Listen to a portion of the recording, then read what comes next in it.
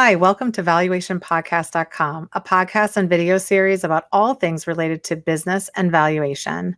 My name is Melissa Gragg, and I provide mediation and valuation services based in St. Louis, Missouri. Today, we will discuss M&A sports franchise valuations with Edwin Draughan. Edwin is a sports franchise valuation expert based in Los Angeles, California, and has been a member of Park Lane since 2017. Park Lane is a boutique sports-focused investment bank founded in 2005. Edwin's primary responsibility at Park Lane is to lead the firm's efforts with sports franchise valuations and due diligence, which also includes the client relations, market awareness, deal sourcing, and execution.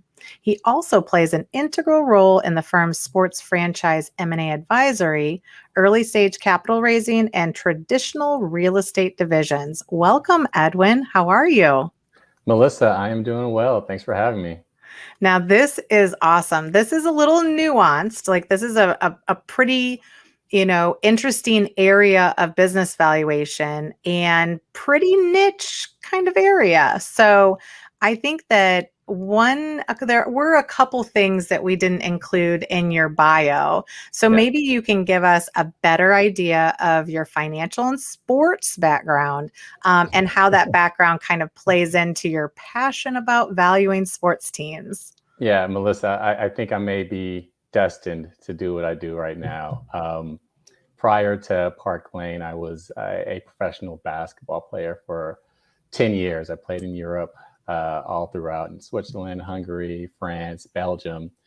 Also during that time, I founded and operated my own wealth management firm that was geared towards athletes. So clearly there was a passion towards sports as well as finance and business. And fortunately, I was able to find a firm when I came back to the United States that encapsulated all of those passions and all that skill set that I was able to develop over that time. And, I'm just happy to be here at Park Lane. Well, and kudos to you for kind of helping assist other sports kids in managing their money. And so you kind of got involved in managing the money, and then this opportunity, if you will, to value sports teams. Now, sports teams, let's talk a little bit about this, because I think a lot of our audience may understand traditional valuation, valuing a business kind of thing. But sports teams are a little different. And when it comes to businesses, how are they different than your normal business from a valuation standpoint? Yeah, what I would say is typical businesses, you're valuing it based on future cash flows. With sports teams, it's a little different in that sports teams are a closed ecosystem, and a lot of the value is derived from, supply demand economics. Since there's only X amount of sports teams available, majority of the value comes from just the increased demand. And it's also fortunate that there's that a lot of the drivers in sports are pretty consistent across the sports league. So one of the main drivers in sports values are the media rights, which at least historically has consistently just kind of gone up in value. I think one of the unique kind of differences when valuing sports teams relative to other businesses is, in sports business, in regular businesses, you kind of do DCFs and you project out and you discount back.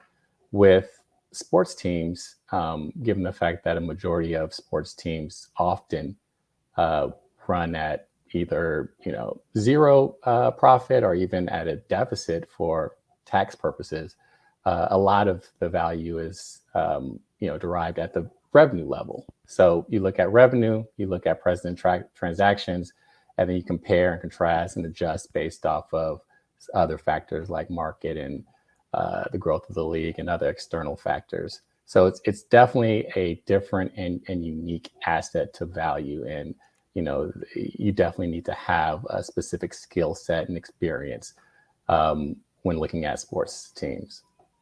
Well, and it's interesting because I think I follow more marketing than sports news, but I know, and you probably heard of Gary Vaynerchuk. Yep. He has Gary always B. wanted to buy like the Jets, maybe, or something like that. Okay. So are there just a ton of buyers out there at all times for certain sports teams, and you're just figuring out when they would transition? Or I mean, because part of it seems like people get really passionate about their teams, right? Yeah, I think in general, if you've accumulated a certain amount of wealth, that's the ultimate trophy asset is a sports team. Very few sports team owners made their wealth with sports teams. They made it elsewhere. And then with that wealth, they would like to acquire a sports team. But the interesting thing about, the ecosystem is that these teams only come on the market ever so often. So when there is one on the market, everybody that was looking to get into sports team ownership is often kind of going towards it, which ultimately drives up the prices. And this is why it's a very valuable asset to have and a very unique asset to have and very, differentiated in the way it's valued.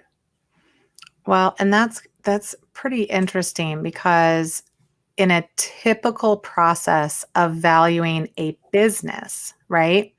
We're usually looking at like fair market value, or that's one way to look at it. And we would say, okay, what's the value to a willing buyer and a willing seller? But in this type of situation, it seems to me that you also have to look at, okay, here's what the minimum would be, and here's what all the competition is going to drive. It's sort of like how far can competition drive up the price? But tell us more about like a typical process of looking at and valuing a sports team. So I like to answer this in kind of two ways. On one hand, wearing my sports valuation hat, we would do a typical process. We would look at a team relative to comparable teams that have transacted, look at the differing factors, whether that's market or league kind of factors, and then adjust based off of that, right? So you're looking at the ultimate revenue, creating a revenue multiple, and then adjusting it based off of factors. And then I can put on my sports M&A advisory hat and know that when you go to market, the market more or less determines the value of a team. You can say this team is worth $2 billion based on all the information, based on present transactions. But if you get a bidding war between 4 or 5 billionaires that have no problem throwing down a couple billion or overpaying by a couple billion to get an asset that they like, then the actual price can skyrocket. And this has happened a couple times in the past, and it's one of the reasons why having experience in the space and understanding kind of the subtle nuances in the space is integral to being a valued advisor. Well, and I think you brought up an interesting nuance in business valuation, which is we can value something, we can place a value on it, but it doesn't necessarily mean that is the price Exactly. that it's going to sell for. And that Exactly. it doesn't always make sense in people's heads why there could be multiple values even to the same business, but it sometimes is in the perspective of the buyer, right? Yes, exactly. I mean, at the end of the day, there's, running a traditional kind of sell side process, whereas advisors, we ultimately want to get the highest price possible. So positioning that asset in a way to receive multiple bidders that will ultimately drive up the price is key. And there's a unique strategy to that. But on the other hand, if you're, I'm often asked to do just traditional valuation services, for whatever reason, whether they're tax reasons or litigation, or somebody's preparing, or just wants to know what that asset will fetch on the fair market. I mean, on the market, that's a completely kind of different process. So it's a very kind of nuanced area, but it's fortunately something that I really like. Yeah, no, I think there are a bunch of different nuances. And I think that in all valuation, either business or having to do with specifically sports teams, we are still actively in a pandemic. And so, from that respect, and it has affected valuations and all of these financial analyses pretty extensively. But what do you see as what we could, see going forward, selling trends or even valuation issues that you see with sports and this continuing pandemic? Because it does affect viewership. It does affect, for a certain period of time, people couldn't even go into these sports arenas. Did that even matter at this point? I think from that perspective, it didn't have that great an impact on valuations in terms of ultimately losing part of a season to fans. These are assets that are historically just in high demand, so people will get them when they can. An area in which I think this may have affected kind of the M&A market for sports teams is the fact that I mentioned earlier that majority of sports team owners did not create their wealth owning sports teams. They created in other industries, whether that's hospitality, tech, media, real estate. And during the pandemic, some of those industries struggled. So for a sports team owner that owns a team that isn't their primary focus, they may have to liquidate a portion or all of that sports team in order to compensate for losses in other areas. And this, theoretically could mean that there's a higher supply of teams on the market. We have seen quite a few teams trade hands over the past year and a half. I can't say whether that's directly an impact of COVID, but we have seen an increase in teams that are going on the market. Now, simple supply demand economics, higher supply should theoretically push down valuations.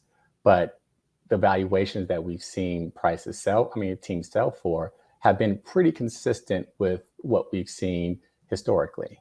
So again, I think that's just a testament to the high demand of sports teams, that regardless if there's more teams on the market, there's enough people that are waiting to acquire them to keep valuations and prices pretty high. Well, and to give kind of the listeners a perspective, if I decided I wanted to go buy a gas station or, a Chick-fil-A franchise or a Subway or something like that, right? I'm going to say, okay, how much is this one making? Okay, how much is this one making? This location, this better, da da da. I'm always going to be motivated by cash flow, right? And what you're saying is that literally cash flow may not really even be the biggest issue that somebody would look at in a sports franchise.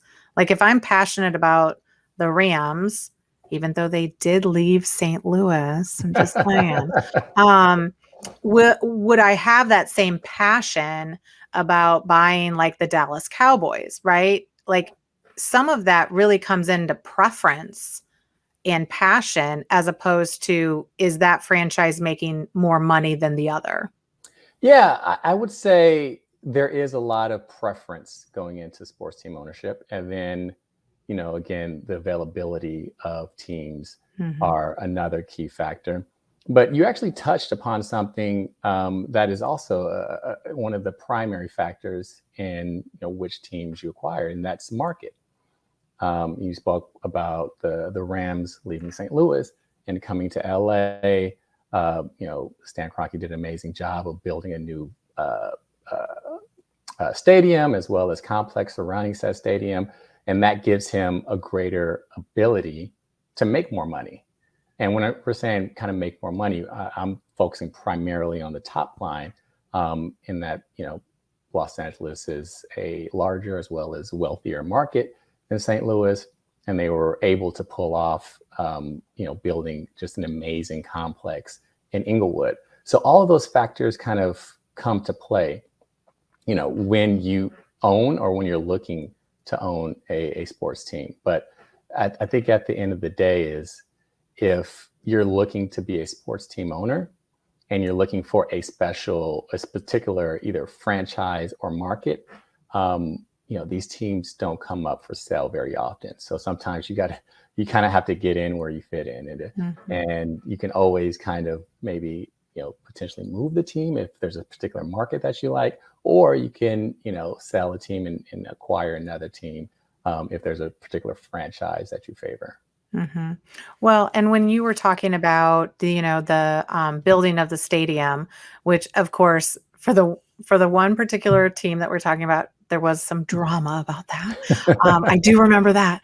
But is this a real estate thing? Like, does the real estate come into play when you're looking at some of these teams? Because now even, we have the Cardinals and there's a whole ballpark village, right? So it's not just the ball field, it is the commerce around where people are coming to have an entire day of fun, right?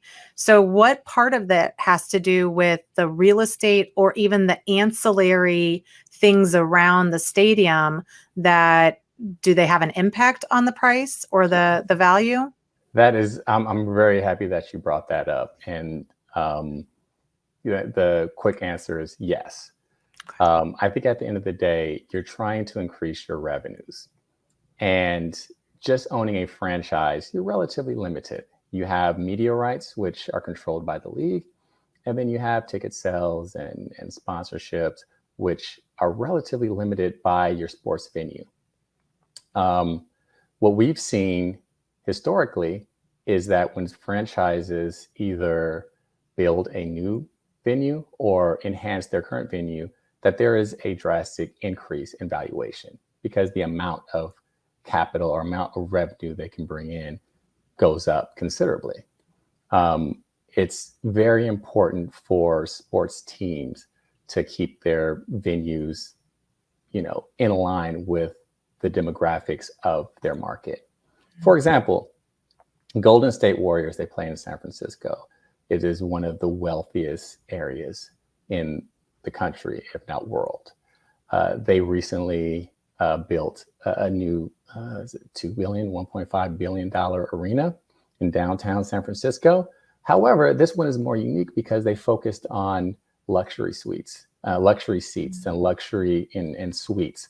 It's a lot more than you would normally see at a venue, but that better accommodates the demographic and they're able to extract more value from their fans by doing it this way. So, building or having a sports venue that complements the demographics of your market is just key in terms of increasing that revenue potential. And then you touch upon another area that is very, very important to revenue growth, and that's the surrounding area around the venue. A key example of that is, and I hate to keep bringing Los Angeles into this, but the Lakers, they built the Staples Center downtown, and then AEG, who built it, who was a minority owner in the Lakers, also built around that and made downtown a more thriving area. Before it wasn't as thriving as it is now. And they have, office space, retail, restaurants, etc., because they know that sports venues are a place of aggregation of people. And if people are just coming to watch the game and leave, then that's a huge wasted opportunity. So now you're seeing a lot of kind of mixed use development to further increase the revenue potential of sports teams. Well, and that's kind of part of the regulations if you will, with a sports team has to do with the league, has to do with the location, has to do with the city, giving some sort of priority, if you will, or some advantage, tax advantage to building in a particular area.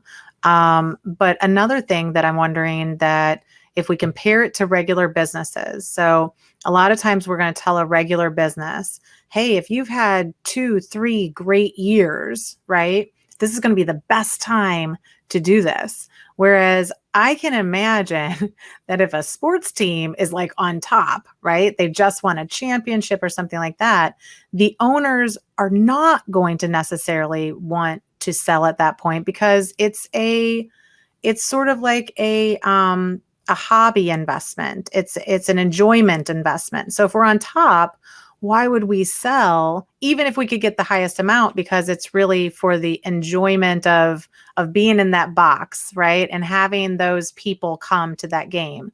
So do you see teams ever kind of selling when they're on top, or is it mostly when there's some struggle?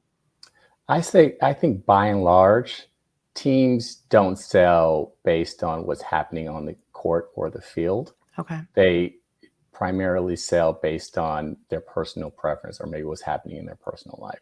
A lot of these assets are generational, means they're passed down from father to son, etc. Oftentimes, kids don't want the asset, so in which case the owner is getting older, they're looking to retire, they're looking to calm down. In that case, they would sell. So primarily, that's what we see as the main kind of driver for owners to sell. And you actually brought up something, and I kind of wish I thought about this back when we were talking about the differences between businesses and sports franchises. I think a better way to look at sports franchises is not compared to other businesses, but look at it compared to, let's say, a McDonald's franchise. If you're buying into a McDonald's franchise, you have a specific location and they kind of give you the tools, and then you can add some, additional things to increase revenue, but you're relatively limited to said location. That's similar to a lot of these sports franchises, right? You are limited to in the areas that you can go.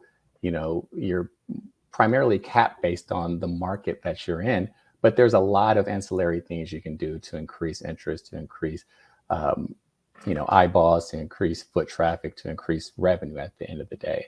So I think that's kind of a relative, not a great analogy, but if you're just looking at kind of, how are sports franchises structured? You're structured underneath this kind of umbrella, but you're limited into, your market. Well, and another question that you made me think of was, from a buyer perspective, I think just, and I don't pay attention as much as I should, but from my thought process over time, it seems like buyers in the past were more like individuals or groups or something like that. And now it seems like they're really kind of creating these conglomerate, like a group of people that then invest into the sports team. It's sort of like, they create a holding company or something and have all these investors that then go and buy the franchise. Do you see things have changed from the buyer pool or the buyer makeup? And what have you been seeing happen? Yeah, what I would say is kind of by and large, these assets are well over $1 billion. There's only a handful of people that can actually, afford that, right, without breaking the bank. So yeah, you often see kind of groups pooling their money together, and they'll designate an individual as kind of the general partner or the managing partner to kind of oversee everything, but it's a pool of a lot of people's money. One interesting thing that's happened in the sports space is that given the growth of these the values of these teams, a lot of sports leagues have allowed institutional capital, private equity capital to invest. Only as a minority owner, you're a passive owner, you have limited benefits. But the main reason why this was happening was if you own, 10% of a team, there's few people that want to spend $200 million to be a silent partner and not really get any benefits of a team. So they saw the secondary market for minority ownership stakes really slow down and become quite illiquid. And I think it's about 2 years ago, a majority of the sports teams are now allowing private equity to capture those stakes. In fact, there's been a lot of movement in that area over the past couple of months. There's a few firms that particularly geared a fund just to acquire limited partnerships or limited minority ownership stakes in sports teams. So you're starting to see the buyer pool shift a bit, primarily due to just the size, how expensive these teams are. Mm-hmm. Well, and I think I listened to my husband talk about it too much because I'll be like, oh, so-and-so owns the team. And he's like, he's not the only owner. And I was like, oh, okay, good to know. But to that extent, do you think that, any of the value changes when you have kind of a famous person as part of that buyer pool that buys a team, or like social media, or any of that? Are people really just attached geographically to their teams mostly? And it's irrelevant if I don't know, somebody owns, like Mark Cuban owns a team, but like somebody like LeBron James or somebody that younger kids look up to and they own a sports team. Do you think people are going to migrate to like another team? That is a good question. We've seen a lot of celebrities get into sports team ownership. A few examples are, oh gosh, why am I blanking on his name? Now I'm pretty embarrassed. Who's a quarterback for your football team? Oh, I don't know.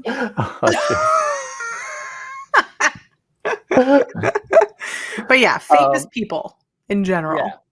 Yeah. So, for example, Kevin Durant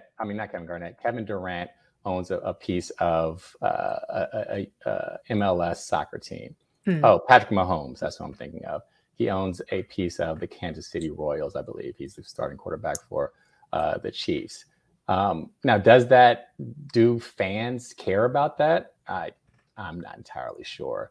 Does another owner coming in care about that? Will that drive up valuation? I'm not entirely sure. It looks good from a portfolio standpoint for that celebrity. If there are some kind of collaborations that can happen, we're seeing some music artists pair with sports team ownership. That could drive value if they, come up with unique ideas to utilize the sports venues for concerts or festivals or what have you not. That could, impact the bottom line. But, is a buyer going to come in and say, oh, well, I see James Harden owns this team or is part owner of this team. So with that, I'm going to spend a little extra money. I don't think so. Yeah, it's very interesting because this conversation is basically making me think that valuing sports franchises is not at all like valuing a regular company at all. Would that be an accurate assessment? That is an accurate assessment. I mean, because it really, which creates nuances that you really need to know, but it also creates that this is a very specific area of valuation that just not everybody can kind of get into. But in that capacity, when you are an advisor, how do you come into sports franchises and help the owners increase? Because what I'm thinking is that we get caught up in the really well-known the NFL or the NBA, but there are a whole host of teams beyond and under the professional teams that I would envision are also kind of transferring ownership. That is accurate. There's, you have kind of the top tier leagues. You have NBA, NFL, Major League Baseball. You kind of have the second tier leagues. You have minor league baseball. You have USL soccer, et cetera. I think at the end of the day, when we are going in to help a client sell their team, It's all about positioning, and it's all about targeting the right prospective buyer pool, and then positioning that asset to be accretive to whatever that prospective buyer has kind of going on. So ultimately, you really want to kind of highlight the benefits of sports team ownership, kind of put a spotlight on future growth, and then just, really position it well so that ideally, as I mentioned before, you get multiple people kind of in that in those negotiations, and that ultimately will drive up the price. If you have 4 or 5, billionaires looking to acquire something, it's going to go up until at some point, people drop out and say, I don't really want it anymore. It's not that valuable. But at which point, hopefully we've gotten well above kind of asking price. So if in that situation or in those situations, if we're really not, if it's really a buyer's world or even really a seller's world, and the buyers are just waiting in line, like at the opportunity that it comes up, like, hey, I got $1 billion. If this comes up, like, call me. Why would somebody then come and engage you to do a sports team valuation? Would they do it in order to sell, or are they doing it for kind of other purposes?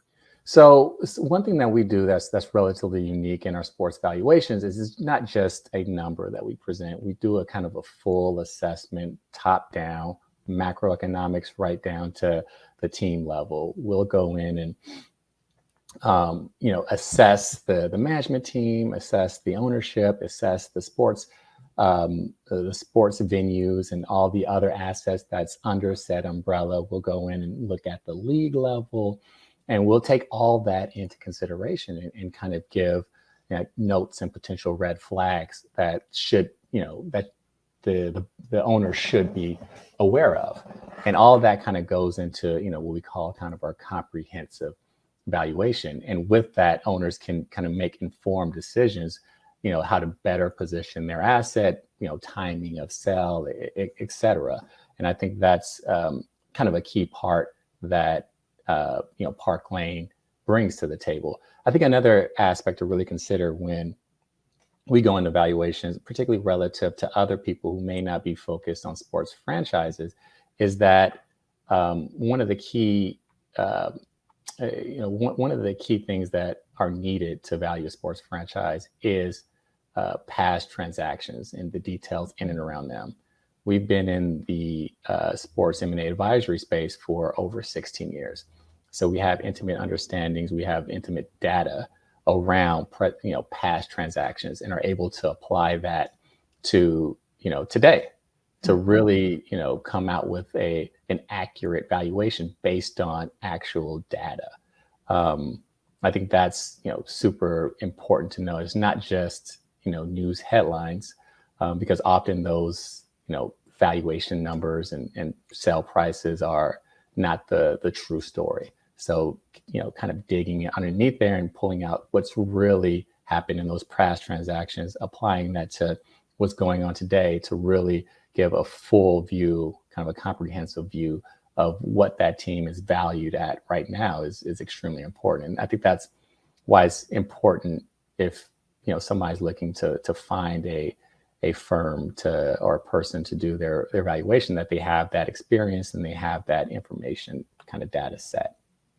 Yeah, and that's what I was going to ask you, when somebody's trying to decide who to work with, I think it is interesting because there are M&A firms around the country that specialize in dental practices or medical practices or things like that. And they become really good at it.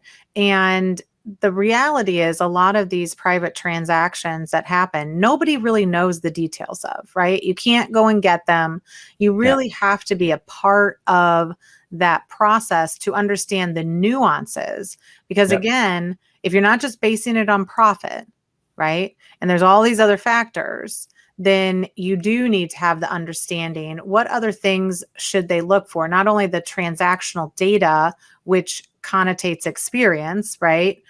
But what other things should they consider when even looking at somebody to either do the valuation or to potentially sell. And are there a lot of people out there doing this? Like, are there a lot of firms out there like yours? Yeah, I'll say there's a handful of boutique investment banks like ours that also provide valuations. There's also a handful of people who focus on sports valuations and don't do M&A advisory and other stuff. But yeah, I think at the end of the day, if you're looking to get a valuation and really understand the value of that sports franchise, you need to find somebody with experience, and you need to find somebody with kind of that data to really compare it to. And then with any type of agreement or partnership, you got to find somebody that you like. So I think that's another kind of key component to any type of person you're trying to bring on to help you with anything. So I think those are the main areas that I would strongly suggest people look for in terms of finding somebody to help them out on evaluation. Well, and I think one more question that I have, and then we'll talk a little bit more about Park Lane and how people can contact you and such, is that, I'm not going to ask you specifically this. I'm going to make a statement and then I'm going to ask you a question. Okay. I think it's probably really fascinating to negotiate with billionaires. I also think they might be a little tough to handle when they're like, let's not get in the minutia of if it's 10 or 20 or 100 million. But what do you hear when you're talking to buyers, and what are they looking for in these sports franchises? Is it really all just, the thrill of saying that you own a sports franchise, or do you start to see a lot of other things that are of interest? Yeah, I would say clearly there's that component of I just want to be in a sports franchise, and there's that. But ultimately, they kind of want to understand, how much hair is on this deal, how much stuff is kind of underneath the hood, how much stuff do they need to be concerned about, because again, there's the transaction price, and then there's potential additional capital that needs to be pumped into the franchise at a later date. Nobody wants to go and get a bill, and you don't want to buy a bill. So, understanding kind of, it may not be cash flowing amazingly, but you don't want to start, pay for $1 billion for something and then have to pay 50 million the next year and 75 million. You don't want to do that. So kind of understanding the subtleties around the sports franchise is, I would say, probably number two. And then just understanding kind of the market dynamics. Where are things going? Where are things at now? Do we see kind of a positive shift in demographics in this particular market? How is that going to kind of impact future revenue potential and things of that nature? So I think those are kind of the main things that buyers look at. But at the end of the day, billionaires are a very small subsector of our country, and they're very different. I'll say that I wouldn't consider them as they're all the same. No, some people are very particular about certain aspects. Other people don't particularly care, and a lot of in between as well. So, which quite frankly is the nature of deals in general, right? Correct. Part of you sitting in the middle as an advisor or an M&A, an investment banker, basically, is being able to zig and zag depending upon what the buyer and seller is important to them, right? Because every single deal, no matter if you're talking big dollars like this deal or smaller ones, is going to be the same type of process. But Park Lane is the firm that you work with, and you've been Correct. working with them for quite a while. So do you want to tell us a little bit more about what you can offer through Park Lane, how people would reach out to you? What's a typical, because I kind of see you as a good referral person, like if somebody, not that they would come to me, but if somebody did come to me and say, hey, we got this, even some type of, because it could be a small ownership, right? It could be like a 1% or 5% or something like that. Exactly. What can you tell them about and a lot of other valuation people watch this as well or listen to this podcast, so when do we need to send somebody to you? Like, what are the things that you really focus on in addition to the big deals? Well, I would say short answer to that question is, at any time you're interested about the valuation of a sports franchise, regardless of size, that'd be a great time to reach out. But to kind of go in a little more detail about Park Lane, because we're pretty unique and we've expanded our services over the past few years. And, we were founded as a sports-focused investment bank where we primarily just did M&A advisory, helping people sell sports teams. And then we added kind of our capital raising services where we focused on kind of early to mid-stage sports-based and sports-adjacent companies and helping them raise capital anywhere from Series A upwards to growth. That role, that kind of division kind of bifurcated. And now we also do a lot of, venture funds, kind of very niche venture funds that, more in the kind of consumer tech sports space and helping them raise capital as well. And again, this is all kind of the progression or the evolution of our firm. And more recently, we've gotten into traditional real estate. And this helps us in our sports space just because, real estate is a key component to values and the sports industry. But now we get into more traditional kind of multifamily and helping fund a few of our clients' vehicles and products. So we're very active in that space. And then lastly, we help transact secondaries. So think of kind of later stage pre-IPO type companies. Think of SpaceX. We connect buyers with sellers and sellers to buyers. These are companies that are not public, but are clearly multi-billion-dollar companies, and people are looking to get in, and we create a market and help kind of facilitate, the sale or the disposition of some shares. So we are relatively unique in that space, just across our many verticals, our many strategies, but they all kind of coalesce very well. Our investor network and just our network in general really gravitates to a lot of the offer, a lot of the services that we offer. And we kind of tailor our services based on kind of feedback from our network. So, very unique in that. And in terms of reaching out to me, I think you have my email address up. Feel free to reach out. You can go to our website, which is prkln.com for more information. And also, I think we have our phone number up. Feel free to give us a call. And this is random, but as you were talking about the real estate and the sports franchises, I just wonder, and it may be some other day we talk about this if you guys ever get involved in it, but I wonder if you guys are starting to look at like the youth sports areas and these big sports complexes that are, I have a bunch of kids in sports, these big sports complexes, because they're real estate based, they're feeding athletes into the, like right now, what do we have in the pandemic? Nothing but going to kids sports that are outside or, in bigger environments. I just wonder what's happening in that. Do you guys get involved in that? We have been involved. Okay. We've helped finance a few, youth sports complexes. And the interesting thing about that strategy, which it's an amazing strategy, by the way, is that one, youth sports, parents are more than likely to pay whatever to, get their team or get their kid into it.